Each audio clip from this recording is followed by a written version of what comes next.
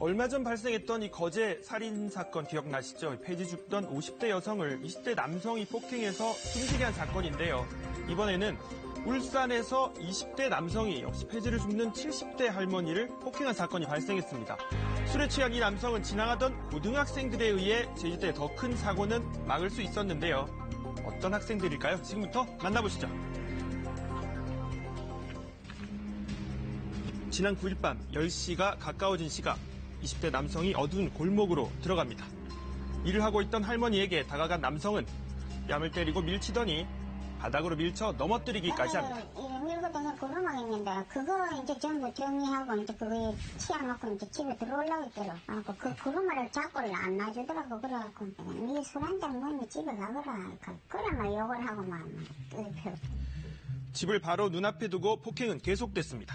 그냥 다운이하고 뭐 떨기만 막 덜덜덜 막 다리고 팔리고 막 온 육신만 덜덜 떨고 막 이러다가 도망뛸까 싶어서 너 그 바지는 너가 다 이래 잡고 있었지.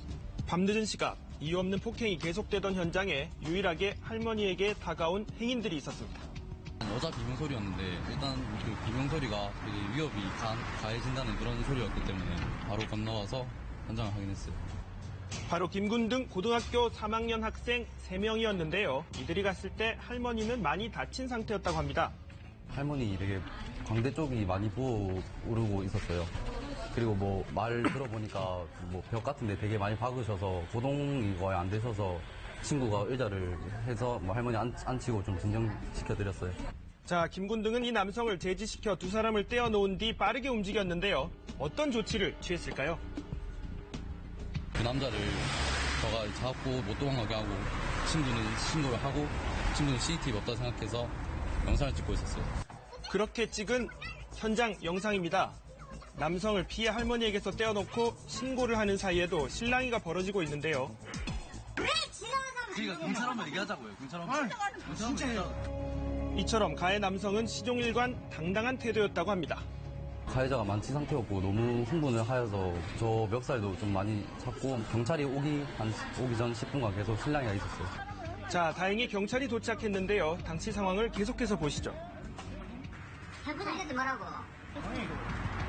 출동한 경찰에게 따지는가 하면 내가 한 것도 없는 거야. 들어가세요, 이제. 잘못이 없다며 떠나지 않고 그 자리를 계속 맴돌기도 했습니다. 이 남성은 현장에서 훈방 조치됐는데요.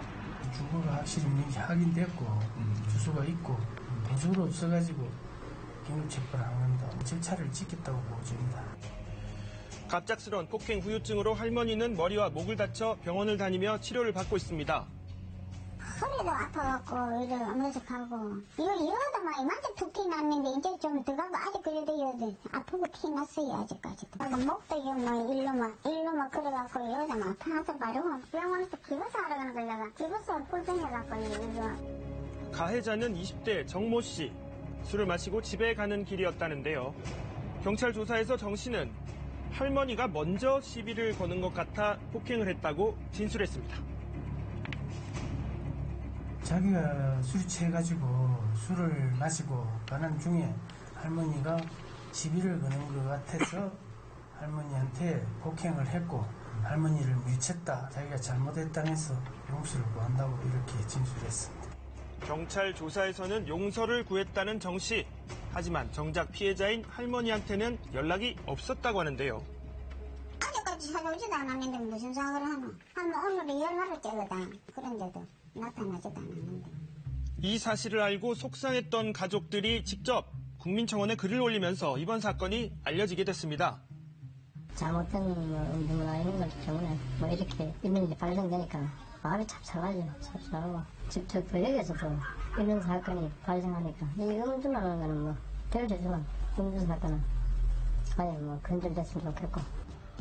지난달 50대 여성이 20대 남성의 무차별 폭행으로 숨진 거제 살인사건에 이어 이 같은 폭행 사건이 알려지면서 시민들이 느끼는 분노도 커져가고 있는데요.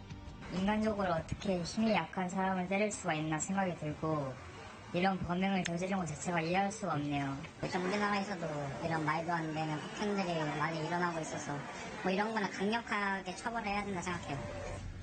자, 한편 이번 사건에서 자신들의 일처럼 뛰어들어 자칫 큰 사고로 이어지는 것을 막았던 고3 학생들의 행동이 새삼 주목받고 있는데요.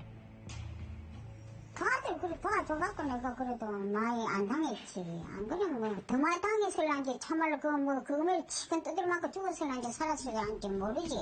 공교롭게도 고3에다 3명이라 고3 삼총사로 불리는 학생들. 이들 삼총사는 할머니 생각이 나서 그냥 지나칠 수 없었다고 합니다. 이런 당부를 남겼는데요. 지나가는 분들이 아무도 안 도와주셨는데 그 할머니도 누군가의 할머니이실 테니까 주위 사람들이 뭐 그런 걸 보면 꼭 도와줬으면 좋겠습니다. 경찰은 가해자 정 씨를 불구속 입건하고 상해 혐의 적용 여부를 검토하고 있습니다. 아울러 관할교육청은 할머니를 구한 고3 삼총사에게 교육감 표창을 수여하기로 했습니다.